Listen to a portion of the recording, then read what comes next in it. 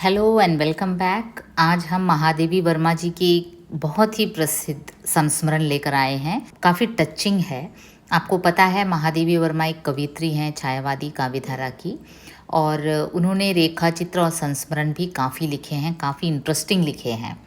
महादेवी वर्मा जी रेखा चित्र और संस्मरण लेखन में बेजोड़ मानी जाती हैं। वैसे उनका ऐसा ही एक इंटरेस्टिंग संस्मरण सोना हिरनी हमारे चैनल में अपलोडेड है। आप में से कोई देखना चाहे तो ज़रूर देख लिए। और आज हम एक छोटी सी नन्ही सी गिलहरी से संबंधित एक संस्मरण लेकर आए हैं। सबसे पहले तो आपको जान लेना है ये जो विधा है संस्मरण वो क्या है। संस्मरण यानी इंग्लिश में इसे मेमोयर कहते हैं, मेमोरी बेस्ड होता है। और संस्मरण का अर्थ ही होता है सम्यक स्मरण, यानी कि किसी घटना, किसी व्यक्ति अथवा वस्तु का स्मृति के आधार पर कलात्मक वर्णन करना ही संस्मरण कहलाता है। तो ये स्मृति बेस्ड है, मेमोरी बेस्ड है, स्मृति के आधार पर है।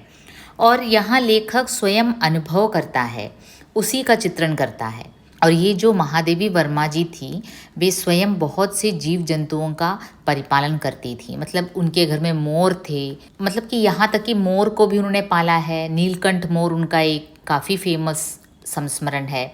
और फिर गिल्लू है, गोरा है, सोना हिरनी है। फिर कई अन्य जानवरों को भी उन्होंने पाल रखा है, जैसे कुत्ते हैं, बिल्ली हैं। ऐसे महादेवी वर्मा जी इन जीव जंतुओं से काफ़ी प्यार करती थी। तो ऐसे ही उनके स्मरण पर आधारित है ये गिल्लू नाम का संस्मरण। तो चलते हैं सीधे संस्मरण की ओर। सोनजूही में आज एक पीली कली लगी है। इसे देखकर अनायास ही उस छोटे जीव का स्मरण हो आया जो इस लता की सघन हरितिमा में छिप कर बैठता था और फिर मेरे निकट पहुँचते ही कंधे पर कूद कर चौंका देता था। तब मुझे कली की खोज रहती थी, पर आज उस लघु प्राण की खोज है। अब ये सोनजूही जो फूल है, लताओं बेल लता में खिलती है, पीले रंग की होती है। तो महादेवी जी कहती हैं कि आज इस सोनजूही में एक पीली कली लगी है। देखिए पीले पीले रंग के फूल होते हैं इसके। और इसे देखकर मुझे उस छोटे जीव का स्मरण हो आया। अब ये जो है संस्मरण, मैंने जैसे कहा ये मेमोरी बेस्ड होता है संस्मरण। तो ये फ्लैशबैक में कहती हैं कि आज मुझे अचानक सोनजूही की पीली कली नज़र आई। तब मुझे किसका स्मरण हो आया? उस छोटे से जीव का स्मरण हो आया जो इस लता की सघन हरितिमा में छिप कर बैठता था। वो जो है छोटा सा जीव जिसके बारे में मैं कहने जा रही हूँ, वो इस हरितिमा में छिप कर बैठता था और मेरे निकट पहुँचते ही कंधे पर कूद कर चौंका देता था। और जैसे ही मैं निकट पहुँचती थी वो मेरे कंधे पर कूद कर मुझे एकदम से चौंका देता था। तब मुझे कली की खोज रहती थी, पर आज उस लघु प्राण की खोज है। वो क्या है? उस समय तो जब वो लघु प्राण मेरे साथ था तो उस समय मुझे कली की खोज रहती थी। वो मैं सोचती थी कि कब सोनजूही की कली लगेगी। पीली पीले रंग के कली मुझे बहुत पसंद थे, लेकिन आज कली तो है लेकिन वो छोटा सा जीव लघु प्राण मेरे साथ नहीं है। इसलिए मुझे जो मेरे साथ नहीं है उसका स्मरण अचानक हो आया। परंतु वह तो अब तक इस सोनजूही की जड़ में मिट्टी होकर मिल गया होगा। कौन जाने स्वर्णिम कली के बहाने वही मुझे चौंकाने ऊपर आ गया हो। लेकिन लेखिका स्मरण करती हैं कि अरे वो जो है, जो लघु जीव था, उसकी मृत्यु के बाद मैंने इसी सोनजूही की लता के नीचे मिट्टी में उसको दबा दिया था। अब मुझे लगता है कि शायद वही लघु प्राण मिट्टी में मिलकर इस कली के रूप में ऊपर उभर आया है ताकि मुझे उसका स्मरण हो आए। सोनजूही की जड़ में मिट्टी होकर वो मिल गया होगा और कौन जाने स्वर्णिम कली के बहाने वही मुझे चौंकाने ऊपर आ गया होगा। देखिए ये जो लघु प्राण था जब जीवित था तो ये इस लता की सघन हरितिमा में छिप कर बैठता था और जैसे ही मैं पास आती थी मुझे चौंकाता था।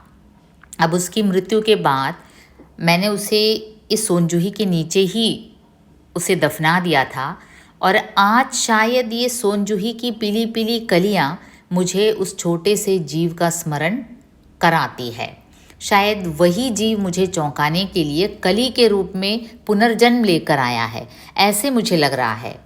अचानक एक दिन सवेरे कमरे से बरामदे में आकर मैंने देखा 2 कौवे एक गमले के चारों ओर चोंचों से छुआ छुआबल जैसा खेल खेल रहे हैं। अब देखिए फ्लैशबैक में जाती हैं, ये लेखिका कहती हैं कि अचानक एक दिन सुबह मैंने क्या देखा, मैं बरामदे में खड़ी थी तो मैंने देखा 2 कौवे, एक गमला रखा हुआ था, एक फ्लावर पॉट, तो वहाँ उसके चारों ओर चोंचों से, जो कौवे हैं 2 कौवे थे और वे अपने चोंचों से छुआ छुआबल जैसा खेल खेल रहे थे, जैसे कि होता है ना छुप छुपाई का खेल होता है। तो लेखिका के मन में अचानक कौतूहल जगा कि ये 2 कौवे क्या कर रहे हैं अपने चोंचों से। यह काक भुशुंडी भी विचित्र पक्षी है, एक साथ समादरित, अनादरित, अति सम्मानित, अति अवमानित। अब लेखिका सोचती हैं, महादेवी जी सोचती हैं, ये जो कौवे हैं वो भी एक विचित्र जीव हैं। काक भुशुंडी कहा गया है, काक भुशुंडी के नाम से उन्होंने कौवों को संबोधित किया है।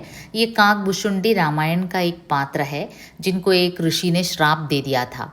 तो ऑल टुगेदर कौवों को इस विशेषण से लेखिका पुकारती हैं, काक भुशुंडी। तो ये जो कौवों की जो प्रजाति है वो काफ़ी विचित्र है। वो क्यों?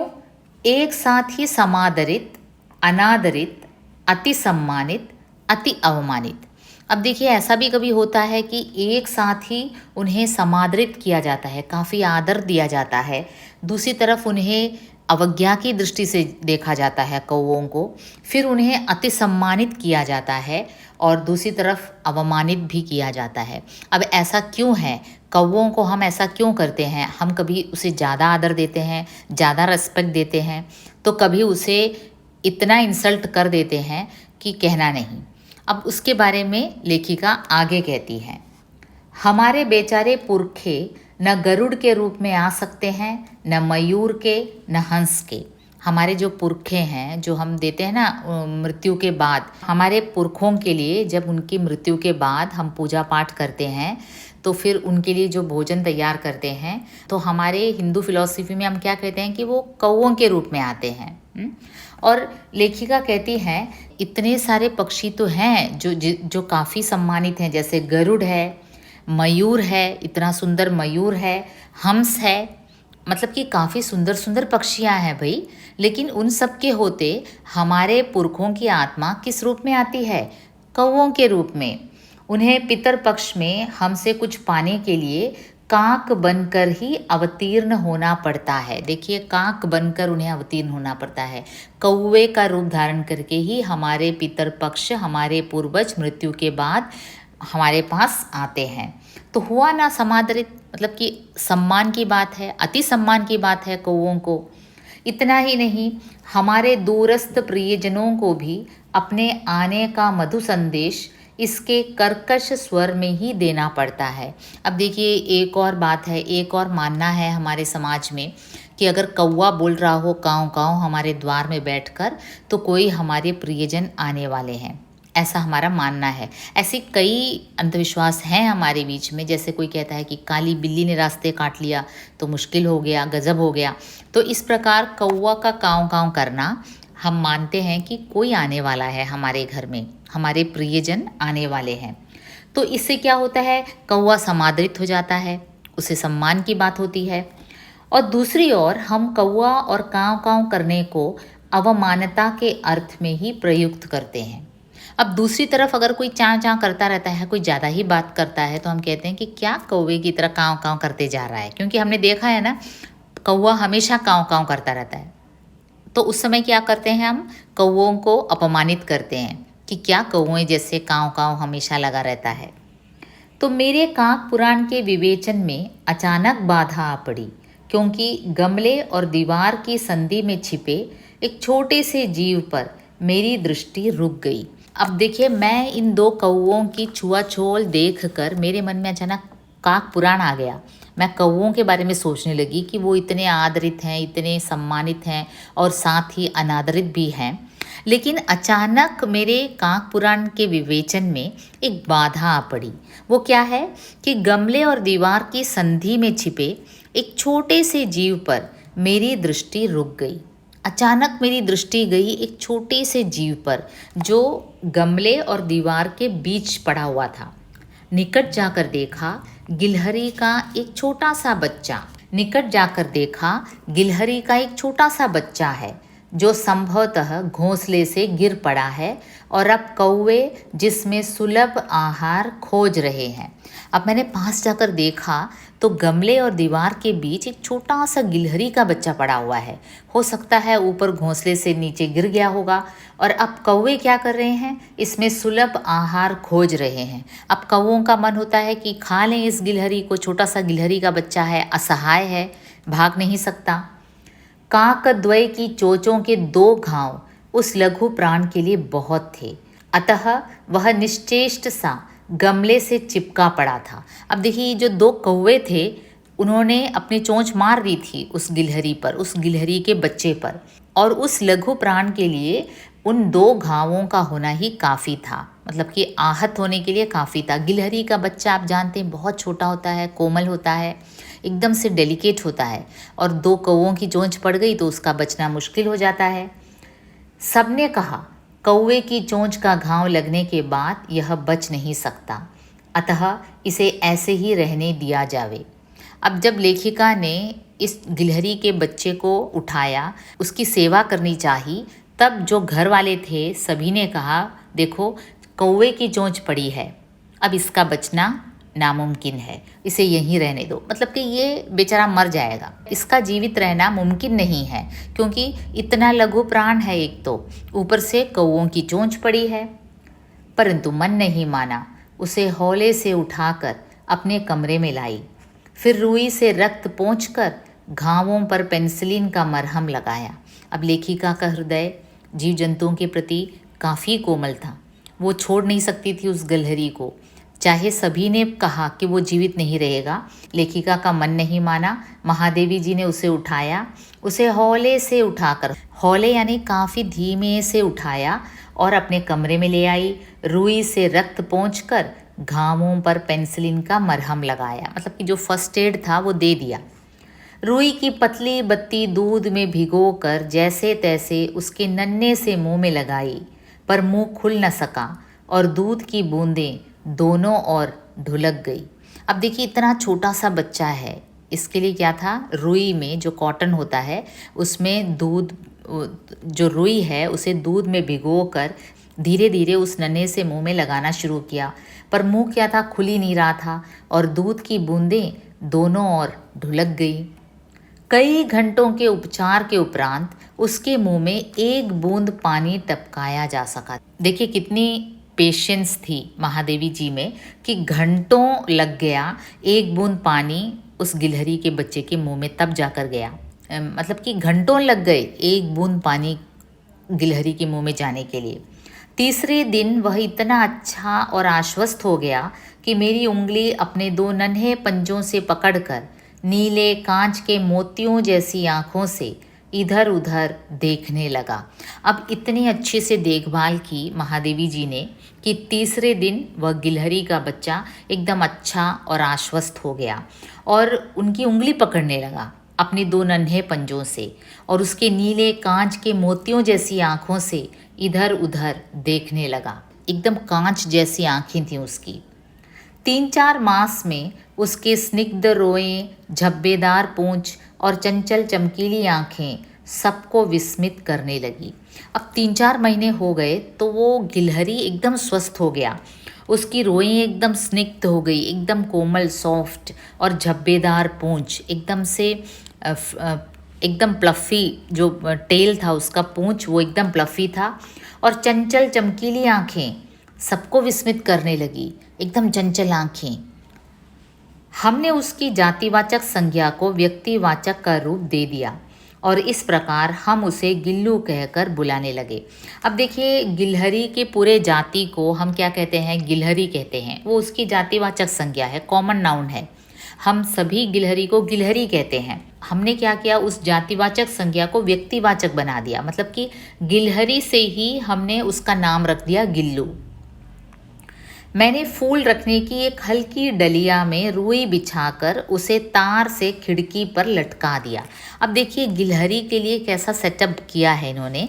इन्होंने एक छोटे से हल्की डलिया में एक छोटा सा बास्केट जैसा उसमें रुई बिछाकर उसे खिड़की पर लटका दिया। मतलब कि एक छोटा सा उसके लिए एक घर बना दिया। वही 2 वर्ष गिल्लू का घर रहा। वह स्वयं हिलाकर अपने घर में झूलता और अपनी कांच के मनकों सी आँखों से कमरे के भीतर और खिड़की से बाहर न जाने क्या देखता समझता रहता था। अब इस प्रकार 2 साल बीत गए। छोटा सा गिलहरी का बच्चा महादेवी के हाथ लगा और अब 2 साल हो गए। उसके लिए एक छोटा सा घर बनाया, मतलब कि एक डलिया टांग दी खिड़की के पास और वो डलिया गिल्लू का घर रहा 2 साल तक। वह उस डलिया को स्वयं हिलाता था, झूलता था, मतलब कि सेल्फ एंटरटेनमेंट भी करता था वो गिल्लू। और अपने मन को सी आँखों से कमरे के भीतर, मन को मन यानी कि चमकती हुई आँखों से कमरे के भीतर और खिड़की से बाहर न जाने क्या देखता समझता था। जो भी हो 2 साल का हो गया था। जब मैं लिखने बैठती तब अपनी ओर मेरा ध्यान आकर्षित करने की उसे इतनी तीव्र इच्छा होती थी कि उसने एक अच्छा उपाय खोज निकाला। अब देखिए जब मैं लिखने बैठती थी, आपको पता है महादेवी वर्मा एक राइटर थी, लिखती थी, लेखिका थी। तो जब वो लिखने बैठती थी तो ये गिल्लू क्या था, वो चाहता था कि लेखिका उस पर ध्यान दे और इसके लिए उसने एक अच्छा उपाय खोज निकाला था। वो क्या था? वह मेरे पैर तक आकर सर्र से पर्दे पर चढ़ जाता और फिर उसी तेजी से उतरता। देखिए ये लेखिका को डिस्ट्रैक्ट करना चाहता था, अपनी ओर आकर्षित करना चाहता था। इसलिए गिल्लू के पास एक आइडिया था। वो लेखिका के पैर तक आता था और बड़ी तेज़ी से पर्दे पर चढ़ जाता था सर्र करके और उसी तेज़ी से उतरता था। उसका यह दौड़ने का क्रम तब तक चलता जब तक मैं उसे पकड़ने के लिए न उठती। अब देखिए उसका टेक्निक क्या था, नीचे से ऊपर, ऊपर से नीचे। लेखिका के पैर से शुरू होते ही ऊपर पर्दे तक, ऊपर तक जाता, सर से नीचे आता और वो तब तक ही क्रम चलाता रहता जब तक महादेवी जी उसे पकड़ने के लिए ना उठती।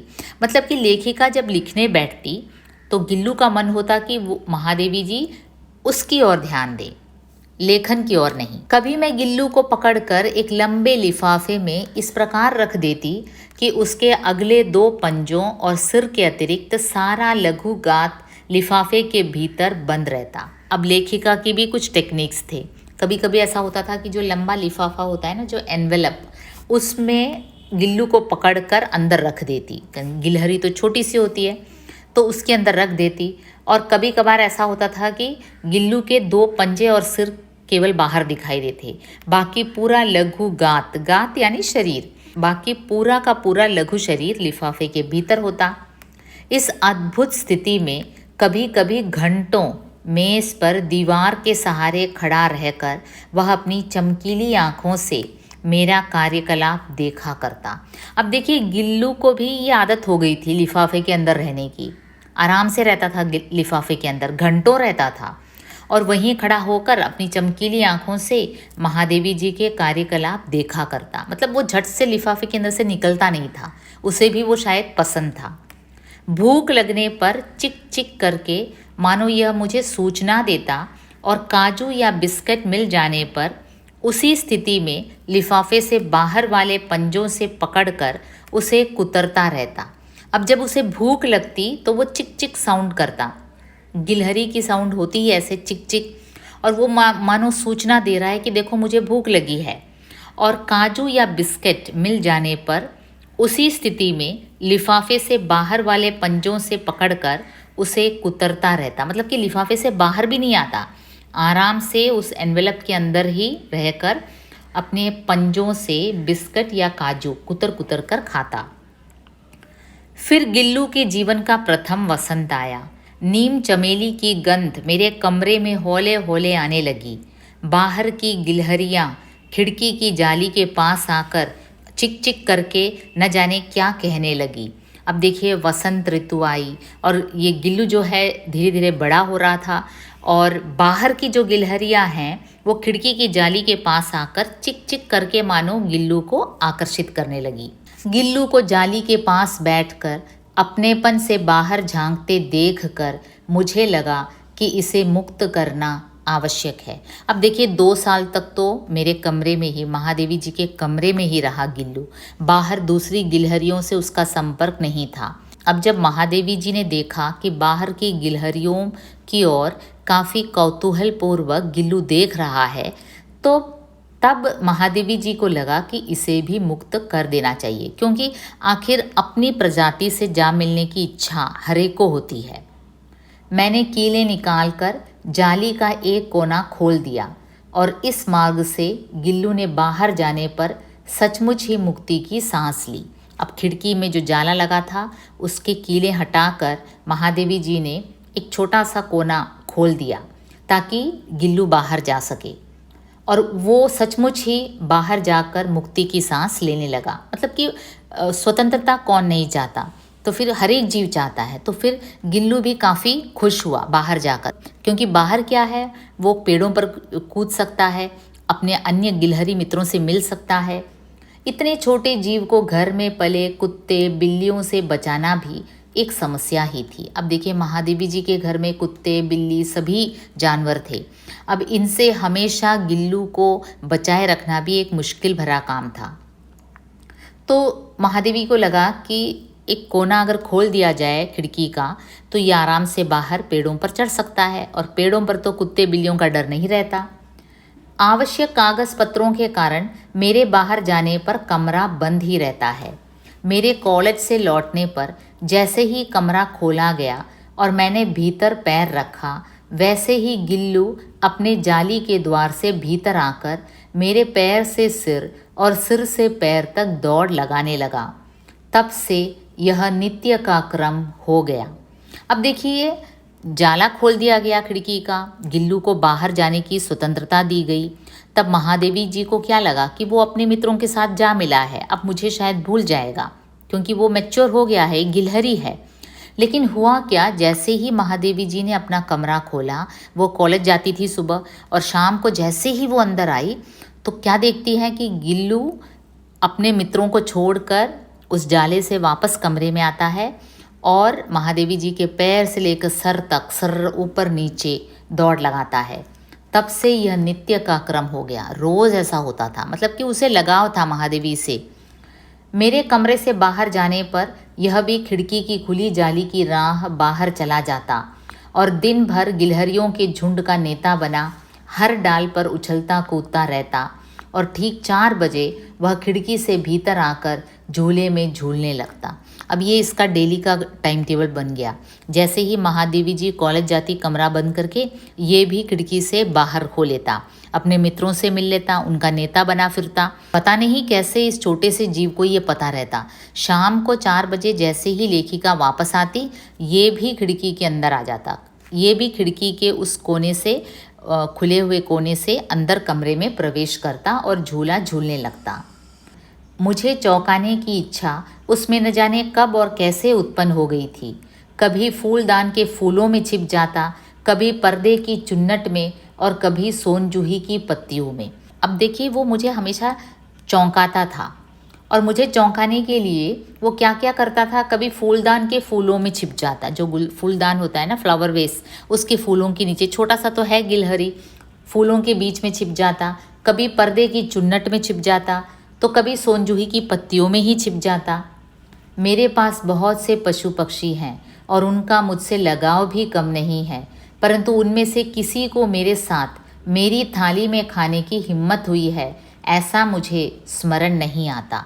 अब महादेवी जी कहती हैं, मेरे पास इतने से जीव जंतु हैं, मैंने कई जीव जंतुओं को पाल रखा है और सभी मुझसे बहुत प्यार भी करते हैं, मुझे भी उनसे काफ़ी प्यार है, लेकिन ऐसा कभी नहीं याद आया कि कोई मेरी थाली में खाने की हिम्मत करे, मेरे अपने प्लेट से कोई भोजन लेकर खाए, ऐसा मुझे स्मरण नहीं है।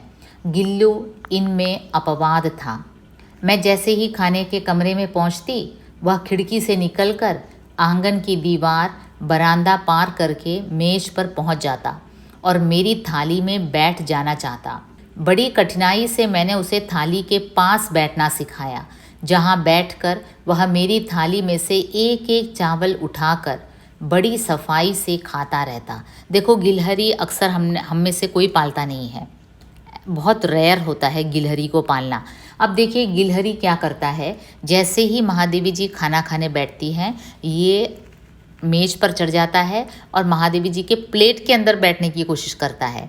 लेकिन काफ़ी ट्रेनिंग के बाद उसे ये सिखाया गया कि प्लेट के अंदर नहीं बैठना है, बाहर ही बैठना है। और बाहर बैठकर वो क्या करता है, एक एक चावल उठाकर बड़ी सफाई से खाता है। तो महादेवी जी कहती हैं कि मुझे इतने से कुत्ते हैं, बिल्ली हैं, गाय है, सभी मैंने पाल रखे हैं, लेकिन किसी की हिम्मत ऐसे नहीं हुई कि मेरे थाली से उठाकर खाए। लेकिन ये जो गिल्लू है वो ऐसा करता था। काजू उसका प्रिय खाद्य था और कई दिन काजू न मिलने पर वह अन्य खाने की चीज़ें या तो लेना बंद कर देता था या झूले से नीचे फेंक देता था। अब देखिए थोड़ा नटखट भी था, थोड़ा रौब भी दिखाता था, मतलब कि काजू उसे पसंद है, काजू काफ़ी एक्सपेंसिव होता है, तो हमेशा ये नहीं होता कि उसे काजू दिया जाए। लेकिन अगर काजू ना मिले तो वो क्या करता था, खाना खाना ही बंद कर देता था और दूसरे जो खाने की चीज़ें हैं उसे झूले से नीचे भी फेंक देता था। काफ़ी शरारती था। उसी बीच मुझे मोटर दुर्घटना में आहत होकर कुछ दिन अस्पताल में रहना पड़ा। उन दिनों जब मेरे कमरे का दरवाज़ा खोला जाता, गिल्लू अपने झूले से उतरकर दौड़ता और फिर किसी दूसरे को देखकर तेजी से अपने घोंसले में जा बैठता। अब देखिए महादेवी के साथ उसका लगाव कितना अधिक था। ऐसा नहीं कि सभी के साथ उसका लगाव, उसे खास लगाव था महादेवी जी से। एक बार क्या हुआ कि महादेवी जी की एक एक्सीडेंट हो गई, तो वो हॉस्पिटल में उन्हें रहना पड़ा। तो उन दिनों जब उनके कमरे का दरवाज़ा खुलता तो गिल्लू क्या सोचता था कि शायद महादेवी जी आ गई हैं। वो झूले से उतरकर दौड़ता और जब वो देखता कि कोई और है तो वो तेज़ी से अपने घोंसले में जा बैठता।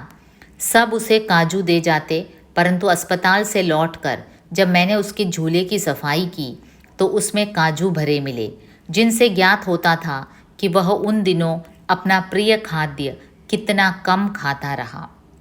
उसे काजू इतना प्रिय था, लेकिन जब महादेवी जी हॉस्पिटल में एडमिट थी, महादेवी जी के अभाव में उसने अपना प्रिय भोजन भी बहुत कम खाया।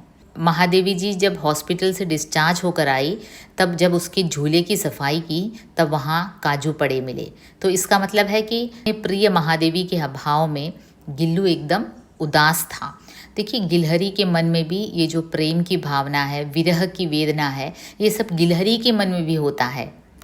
मेरी अस्वस्थता में वह तकिए पर सिरहाने बैठकर अपने नन्हे नन्हे पंजों से मेरे सिर और बालों को इतने हौले हौले सहलाता रहता कि उसका हटना एक परिचारिका के हटने के समान लगता।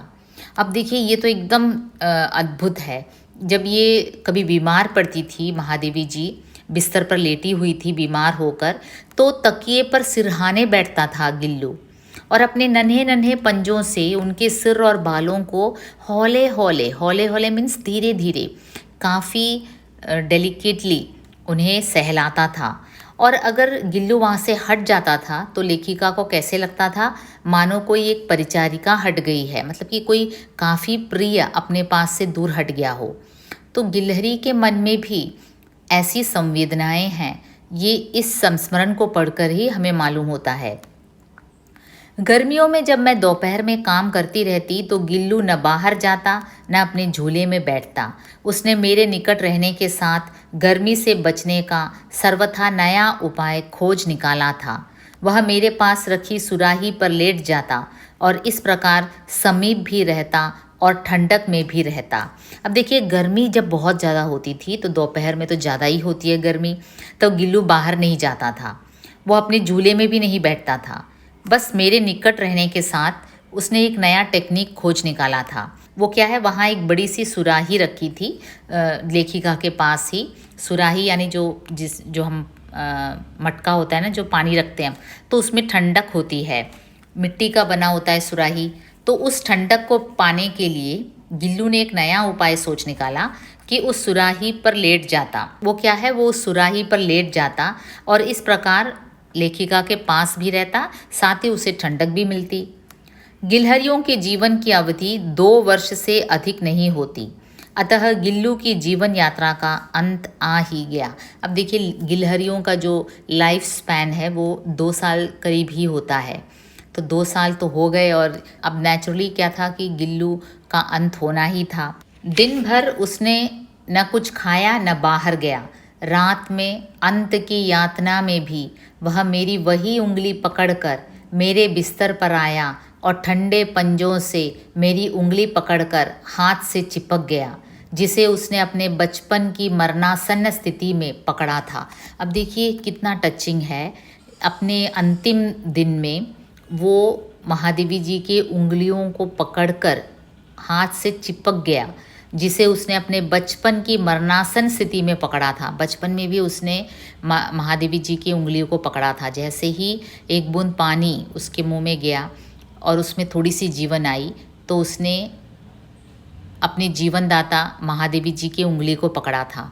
और आज 2 साल बाद जब उसकी मृत्यु निकट थी, तब भी वो महादेवी जी की उंगली से चिपक कर पड़ा था।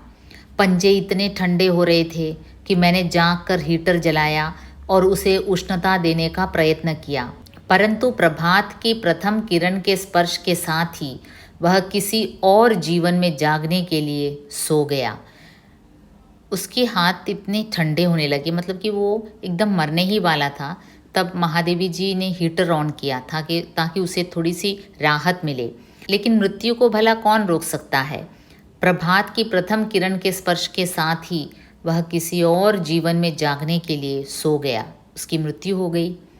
उसका झूला उतार कर रख दिया गया है और खिड़की की जाली बंद कर दी गई है। अब देखिए उसका झूला उतार दिया गया, खिड़की का जो जाली जो खोल दी गई थी एक कोने से, उसे भी बंद कर दिया गया।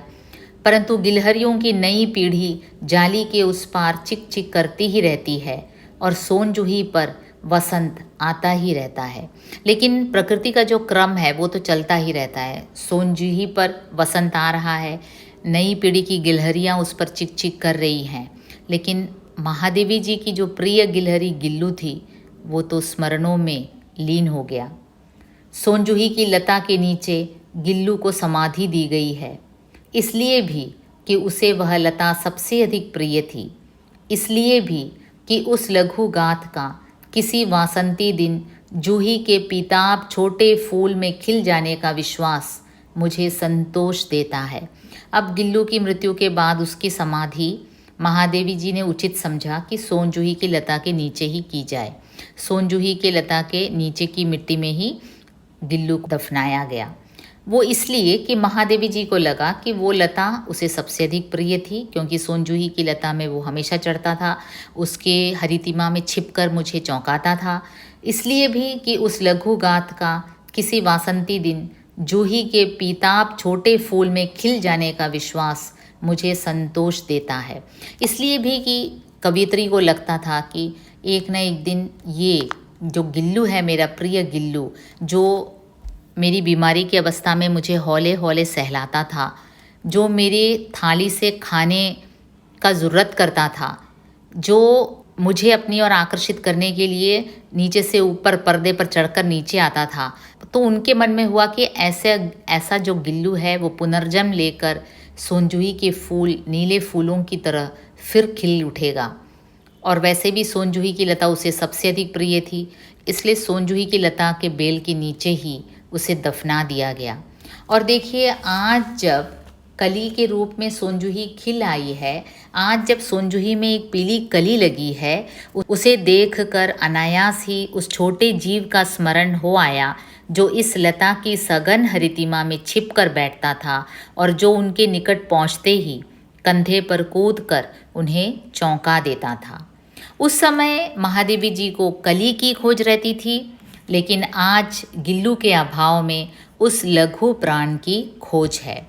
आशा करती हूँ ये गिल्लू नामक जो संस्मरण है आपको काफ़ी पसंद आया, क्योंकि गिलहरी को अक्सर हम पालते नहीं हैं और महादेवी जी ने गिलहरी को इतने करीब से जाना पहचाना। ये इस संस्मरण से हमें मालूम होता है कि गिलहरी भी कैसे आत्मीय संबंध जोड़ देते हैं पालने पर। ओके, तो फिर मिलेंगे एक नए वीडियो लेकर, तब तक के लिए बाय।